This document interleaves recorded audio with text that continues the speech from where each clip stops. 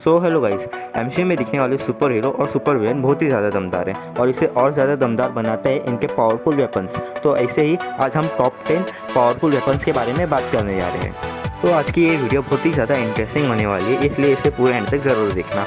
तो अब बिना किसी देरी के आज की इस वीडियो को शुरू करते हैं। सो नंबर 10 पर है याका एरो, जो कि योंडू का वेपन है। तो याका एरो कंट्रोल होता है योंडू के सीटी बजाने से, और इस याका एरो को बनाया गया है याका मेटल से, इसलिए इसका नाम याका एरो पड़ा है। और याका एरो बहुत ही ज़्यादा डेडली वेपन है, ये कुछ मिनटों में ही लाशों के ढेर खड़ा करके रख सकता है। और अब योंडू के मर जाने के बाद ये याका एरो एवलिन के पास है।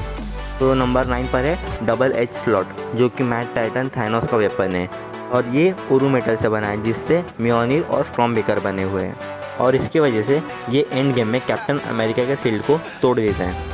पर ये डबल स्लॉट वांडा के केओस मैजिक के सामने नहीं टिक पाता और वो उसे तोड़ पाती है।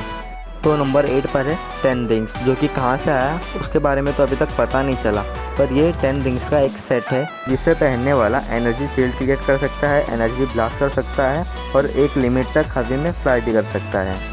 और ये अपने यूज़र को इमॉर्टलिटी की पावर भी देती है, जिससे उसकी एजिंग स्लो हो जाती है। जिसके पास भी ये 10 रिंग्स हो उसे हरा पाना लगभग नामुमकिन सा है। तो नंबर 7 पर आता है डार्क होल्ड। तो dark hold dark magical spell की एक ऐसी बुक है जिसे यूनिवर्स के सबसे पहले डार्क डेमन एंटिटी ने लिखा था, जो कि कथॉन है। और कथॉन ने अपने सारे डार्क मैजिक स्पेल्स इस किताब में लिखे हैं, जो कि इन्फिनाइट है। और इसे पढ़ने वाला रीडर इस सभी डार्क मैजिकल स्पेल्स को सीख सकता है और उसके बाद वो जो भी करना चाहे वो कर सकता है। डार्क होल्ड अपने पढ़ने वाले को सभी डार्क मैजिकल नॉलेज देता है। इसकी वजह से इसे पढ़ने वाला रीडर हमेशा करप्ट हो जाता है और बार बार गलत काम ही करता है। तो नंबर 6 पर आता है थंडरबोल्ट, जो कि जियोस का वेपन है, जो हमें थॉर लव एंड थंडर में देखने को मिला था। तो थंडरबोल्ट जियोस का प्राइमरी वेपन है, जिसे वो जब चाहे जहाँ चाहे जैसे चाहे बुला सकता है। और इसी थंडरबोल्ट का यूज़ करके थॉर अपने पावर्स को बच्चों में बांटता है। और थंडरबोल्ट बहुत ही ज़्यादा डेडली वेपन है, जिसके वार से बच पाना नामुमकिन है, लेकिन जियोस इसलिए बच पाया था क्योंकि वो एक गॉड था।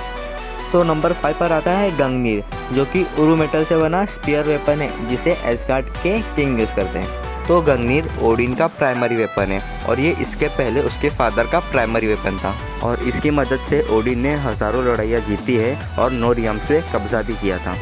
तो बात करें गंगनीर के पावर्स के बारे में, तो ये इलेक्ट्रिसिटी को कंट्रोल कर सकता है और एनर्जी ब्लास्ट कर सकता है। और हाँ, गंगनीर का निशाना कभी नहीं चूकता, और इसका यूज़र इसे माइंड से भी कंट्रोल कर सकता है। और गंगनीर एक किंग वेपन है, और अगर उसे वॉर में ला दिया जाए तो उस वॉर को उसी वक्त ख़त्म किया जा सकता है।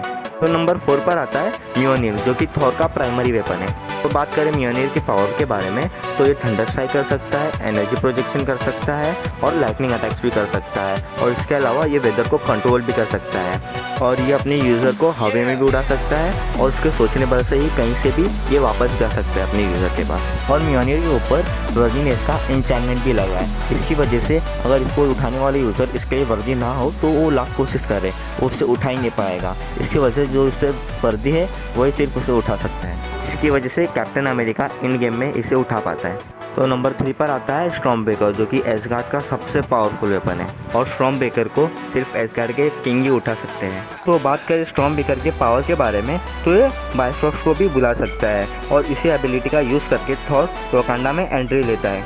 स्टॉर्म बेकर इतना ज़्यादा पावरफुल है कि इसके एक ही अटैक ने थानोस के स्पेसशिप्स को डिस्ट्रॉय करके रख दिया था, और इसने 6 इन्फिनिटी स्टोन को भी ओवर पावर किया है। स्टॉर्म बेकर के पास इतनी पावर है कि लाइटनिंग अटैक कर सकता है, एनर्जी प्रोजेक्शन कर सकता है और अपने यूज़र को हवा में भी उड़ा सकता है। और इसके अलावा अपने यूज़र के सोचने पर से ये उसके पास आ सकता है, और इसके ऊपर कोई वर्दीनेस का टैग नहीं है, इसलिए इसे कोई भी उठा सकता है, पर इसकी पावर्स का इस्तेमाल नहीं कर सकता।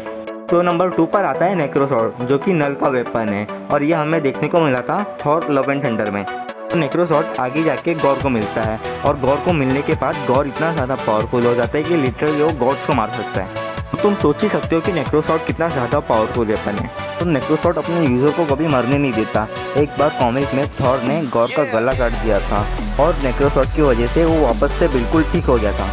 नेक्रोसॉर्ड लिटरली एक गॉड किलिंग वेपन है, इसी वजह से मैंने इसे अपने टॉप 2 में रखा है। नंबर 1 पर आता है इन्फिनिटी स्टोन विद गॉगलेट। तो इन्फिनिटी स्टोन से भरा इन्फिनिटी गॉगलेट पूरे मार्वल सिनेमैटिक यूनिवर्स का सबसे ज़्यादा पावरफुल वेपन है। तो इन्फिनिटी स्टोन अकेले ही बहुत ज़्यादा पावरफुल है और ये सब साथ में एक साथ आ जाए तो ये बहुत ही ज़्यादा डेडली वेपन बन जाता है। सिर्फ इसके एक चुटकी बजाने से ही पूरे यूनिवर्स के लौड़े लग जाते हैं। तो ये सारे इन्फिनिटी स्टोन एक साथ हो तो इसे यूज़ करने वाला यूज़र अपने जो चाहे वो काम करवा सकता है और इसके सिर्फ एक ही चुटके बजाने से क्या हल होता है वो तो हमने इन्फिनिटी वॉर में देखा ही था। तो यही थे टॉप 10 पावरफुल वेपन्स के बारे में। तो मेरी ये लिस्ट आपको कैसी लगी हो मुझे कमेंट करके ज़रूर बताना और चैनल को सब्सक्राइब करना मत भूलना। और इसके अलावा आपको कोई अपनी टॉपिक पर वीडियो बनाना हो तो मुझे कमेंट करके ज़रूर बताना। और मैंने और भी वीडियो बना के रखी जैसे Hulk versus red Hulk, top 5 Hulk के अफेयर्स के बारे में, तो उसे भी जाकर चेकआउट ज़रूर करना।